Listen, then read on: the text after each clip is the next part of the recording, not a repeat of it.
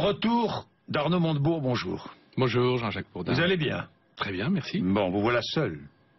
Vous êtes venu à métro? Non, j'ai pris un taxi, mais je repartirai certainement. À métro, c'est moment de grâce, disait Nathalie Kosciusko. Non, le métro. Un citoyen ordinaire, le citoyen Montebourg. Vous n'êtes plus député, vous êtes encore conseiller général, pas pour longtemps? Quelques mois.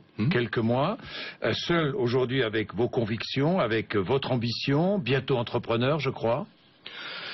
C'est un monde que j'ai appris à connaître. Oui. Et j'ai partagé leurs espoirs et leurs peines, les entrepreneurs, tous ceux qui rêvent de créer leur propre emploi, de se lancer dans l'aventure humaine, de créer des emplois et créer de la richesse. Dans le domaine médical, hein? Ah non, je n'ai pas d'informations, je ne peux que démentir ces informations parce qu'il n'y a pas d'informations disponibles à ce sujet. Pour une raison simple, c'est que c'est une affaire privée, ce n'est pas une affaire publique. Donc c'est une entreprise privée que vous allez monter avec des amis. Oui, puis par ailleurs, excusez-moi, c'est une histoire assez banale, puisqu'il y a beaucoup de Français qui font ça. Il y a un esprit très entrepreneurial en France, très créatif, et c'est la vie qui me plaît, voilà.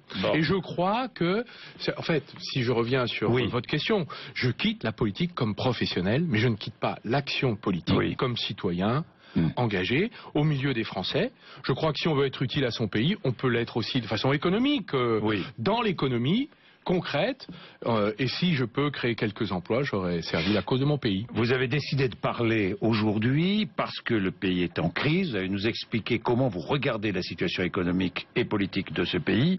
Il y a un peu plus d'un mois, vous étiez encore ministre, patron de Bercy, de l'économie française.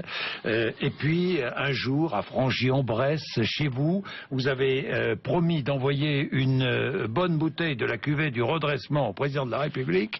Est-ce que vous regrettez ce moment? Je ne sais pas finalement ce à quoi vous faites allusion. Ce que je sais, c'est que dès le mois de juillet, j'ai demandé une inflexion majeure de la politique économique. Tout a commencé en juillet, en fait. Mai, juin, juillet. Depuis que j'ai pris en charge l'économie française, j'ai demandé une inflexion majeure. Je l'ai demandé dans la loyauté des débats, dans la collégialité des débats du Conseil des ministres, en face à face avec le président de la République et le Premier ministre, dans les yeux dans les yeux. J'ai demandé au mois de mai, au mois de juin, au mois de juillet et au mois d'août, comme rien ne bouge, et que nous sommes dans une situation extrêmement critique. L'économie est à l'arrêt depuis 6 mois, ça ne va pas s'améliorer de façon significative en 2015. Il n'y a pas de prévision de reprise en France. On sera à une croissance pour qu'elle recrée des emplois en France, il faut un 6, un 7 de croissance. On sera à 1, semble-t-il. Donc nous voyons bien que l'économie aujourd'hui fait fausse route, non pas parce que l'économie tombe du ciel, mais parce que, comme le disent des prix Nobel, des dirigeants politiques, des patrons d'institutions internationales comme Mme Lagarde, qui est une femme très modérée, qui était ministre d'un autre gouvernement plutôt de droite, nous ne menons pas les bonnes politiques. Nous allons y revenir. Vous regrettez quand même cette histoire de cuvée du redressement? Mais ça n'a aucun rapport. Aucun rapport. Il paraît que ça a provoqué la colère de Manuel Valls. Mais peu m'importe, je vais vous dire une chose. Qui est allé voir le président de la République, qui lui a dit c'est Montebourg ou moi? Mais écoutez, je ne sais pas. Ce que moi je sais, c'est que la tension à l'intérieur du Conseil des ministres a commencé dès le début de l'été. Tension sur la question d'un désaccord politique. À chaque Conseil des ministres, enfin, ou presque, vous évoquiez ces divergences. Mais nous avons ouvert un débat sur la question de l'austérité. Vous l'avez ouvert au sein même du Conseil des ministres, au sein du gouvernement? C'est ce que je suis avant de le rendre public. Bien sûr. Je l'ai fait d'ailleurs parce que il n'y a pas d'autre choix. Parce que, qu'est-ce que dit par exemple M. Stiglitz, prix Nobel d'économie, ancien conseiller de Clinton, président de la Banque mondiale. Il a déclaré le 25 septembre, sans les erreurs politiques commises par le gouvernement auquel j'avais l'honneur d'appartenir, l'économie française serait relativement en bonne forme. Cela veut dire qu'il met en cause, comme beaucoup d'autres, les choix de politique d'austérité qui aggravent la situation. Nous avons, depuis maintenant 2 ans et demi, accumulé 490 000 chômeurs de plus. Moi, je pense à ces gens. Et je pense que les décisions politiques qui se rattachent à l'austérité, qui aggravent cette situation, d'ailleurs en 2015, l'UNEDIC prévoit que nous serons à 630 000 chômeurs de plus depuis 2012, ce sont des années perdues. Et des années de désinvestissement, des années de stagnation et de difficultés pour des millions de gens en France. Donc, la promesse... Donc, vous avez pensé à démissionner dès le mois de juin, juillet, ou à quitter le gouvernement. Non, mais parce que vous étiez en désaccord. Oui. Mon sujet n'est pas de démissionner. Non, mais...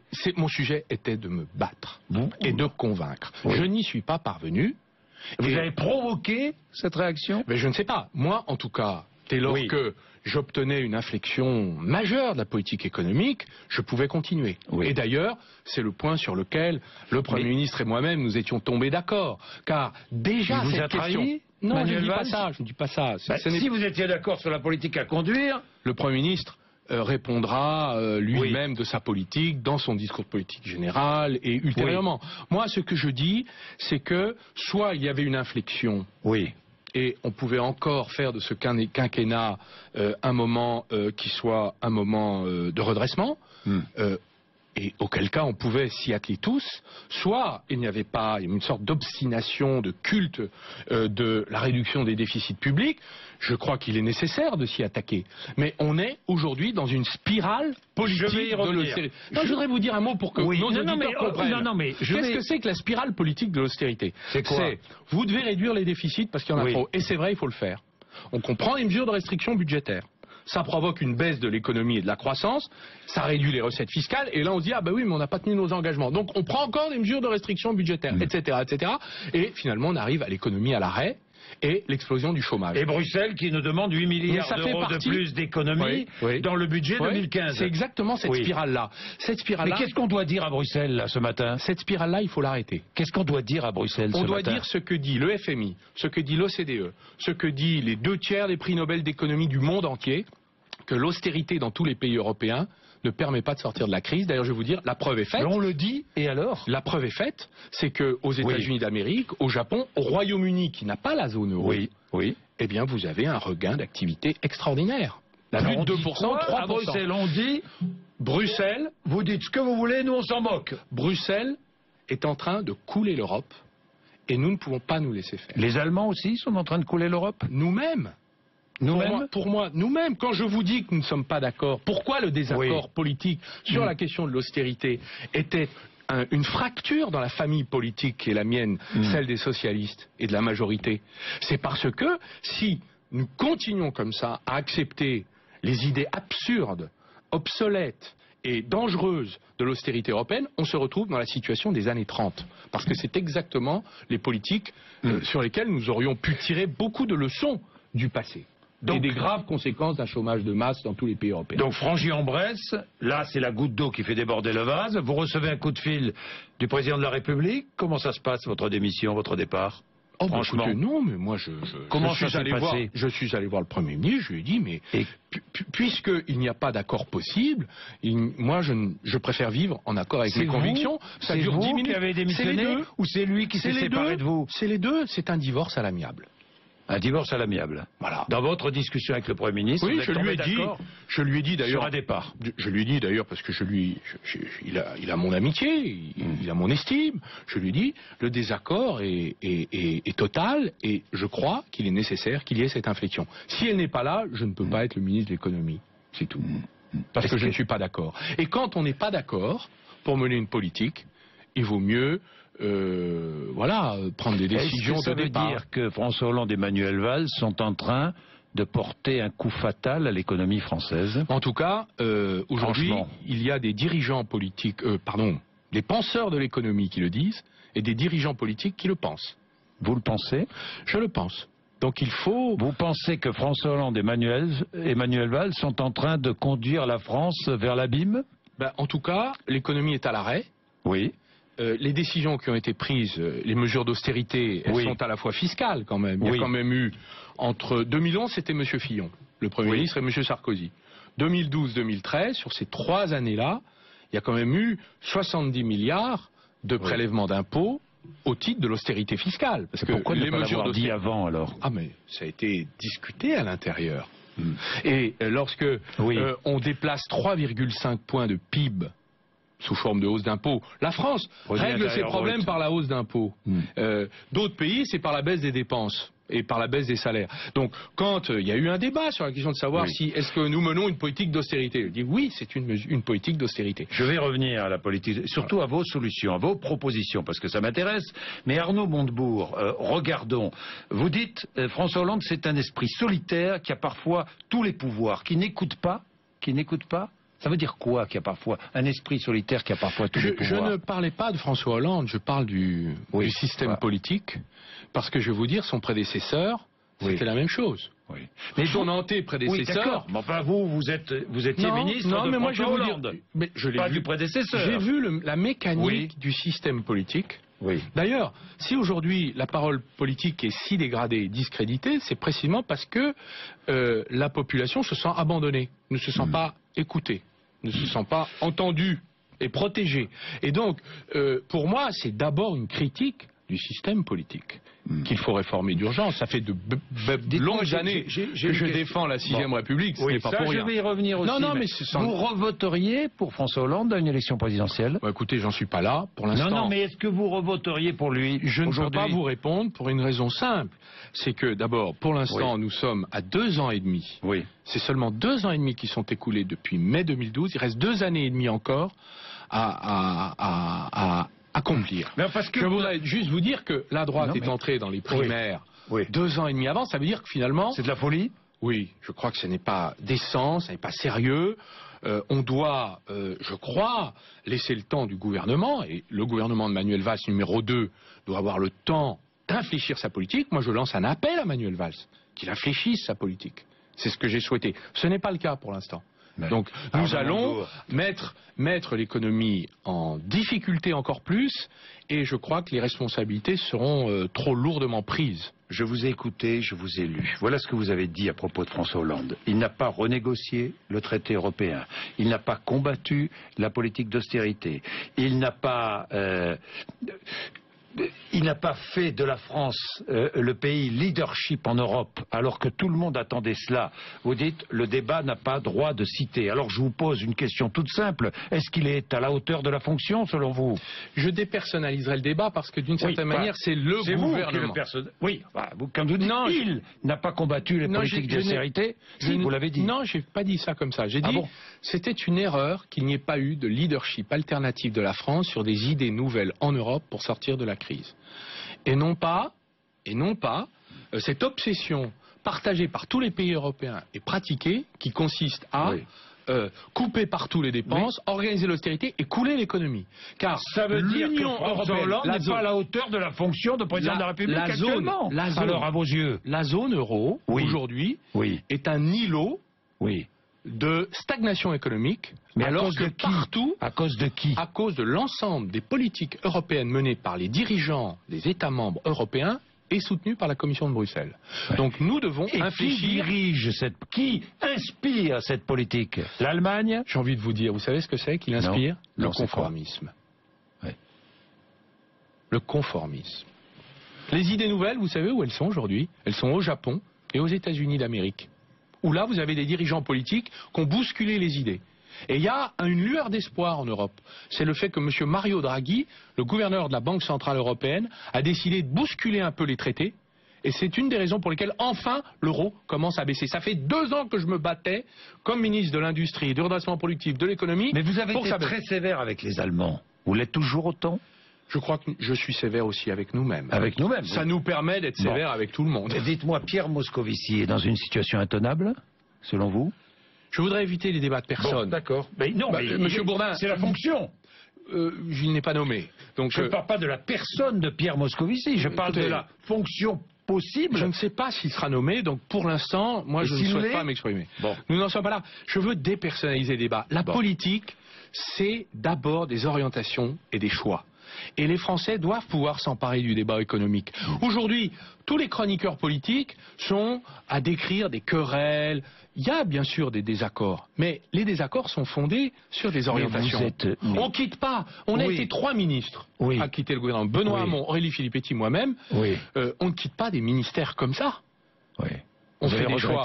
Mais il n'y a pas de regret, puisque en ce qui me concerne, je vis en accord avec mes convictions. Oui. Et je suis très heureux ainsi de construire une nouvelle vie et un nouveau départ. Et un nouvel horizon politique, on en parlera. Mais je veux vous dire que ce choix est un choix lourd, grave, qui mérite d'ailleurs le respect de la décision. Et la décision, elle est fondée sur un désaccord relatif à une politique d'austérité que ce gouvernement n'a pas mandat de mener.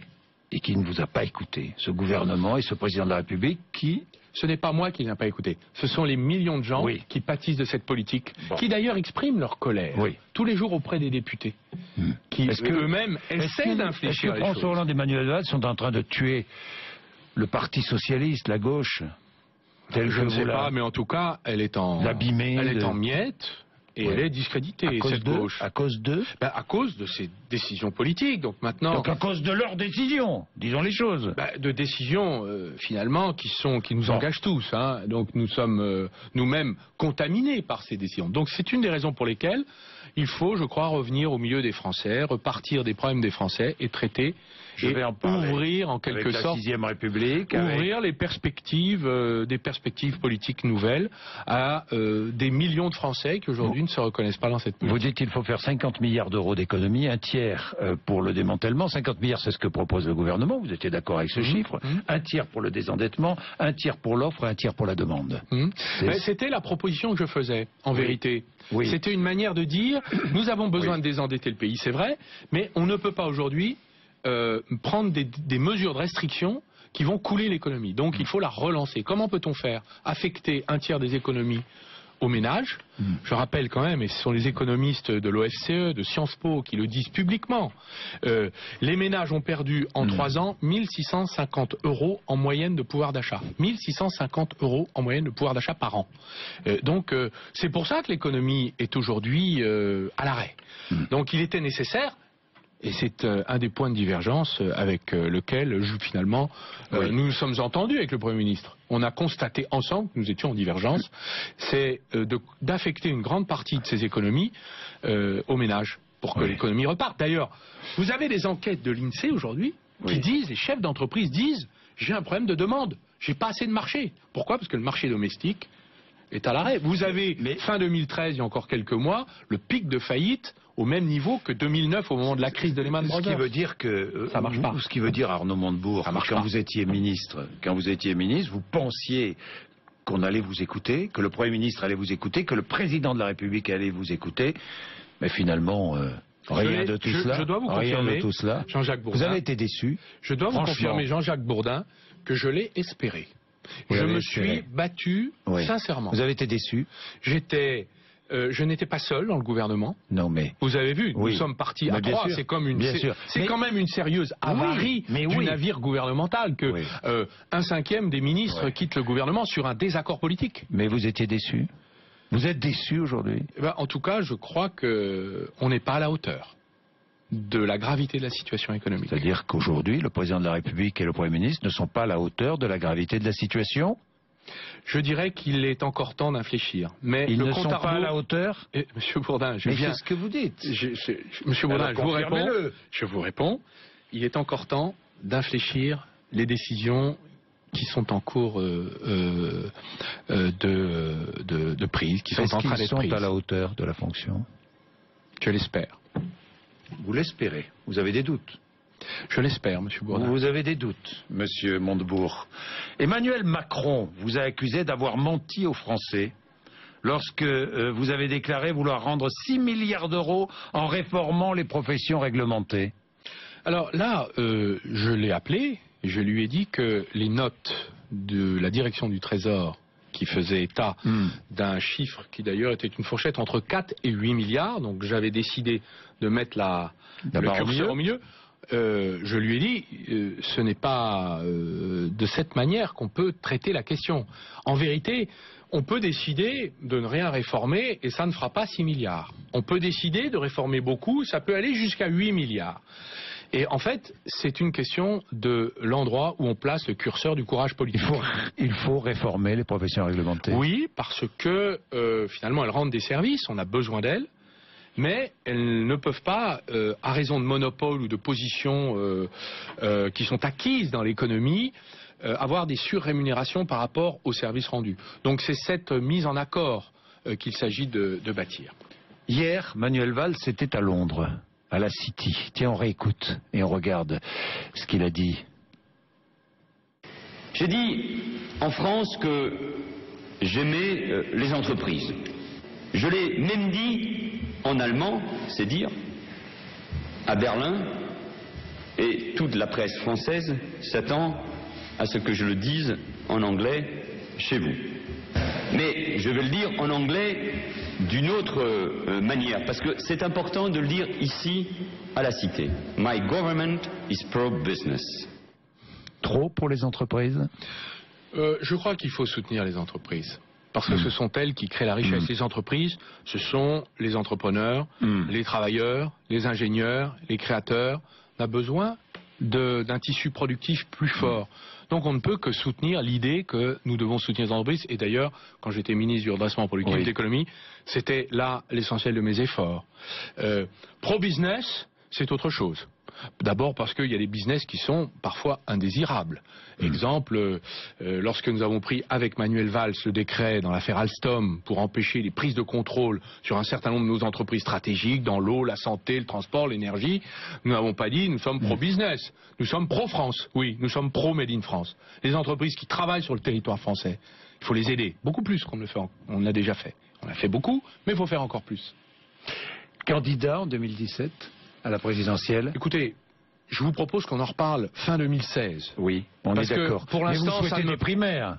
Je ne souhaite rien du tout. Je vais vous dire une chose. Je souhaite que le gouvernement... Est-ce que le président de la République devra se présenter à des primaires s'il y a des primaires à gauche? Je ne sais pas. Pour l'instant, ça me paraît... Mais vous ne mettez pas entre parenthèses. Vous avez dit la présidentielle est la seule élection à laquelle j'envisage de me représenter. Oui, mais je ne sais pas laquelle. Oui, non, mais vous envisagez un jour de vous représenter à la présidentielle. Oui, d'ailleurs, je l'ai dit comme je viens de vous dire. Oui. Pourquoi? Parce que quand j'étais ministre, je l'avais déjà dit au New York Times, donc ce n'est pas nouveau. Je me suis déjà présenté une fois. Ce n'est pas impossible de me représenter une deuxième. Laquelle, quand, comment? Ça me paraît prématuré d'évoquer tout ça. Nous avons mieux à faire et je préfère que le gouvernement, plutôt qu'il se préoccupe de 2017, comme le fait l'opposition, s'intéresse à faire bouger sa politique. Merci Arnaud Montebourg d'être venu. C'est moi qui vous remercie de m'avoir donné la parole. Merci Monsieur Bourdin. 8h57.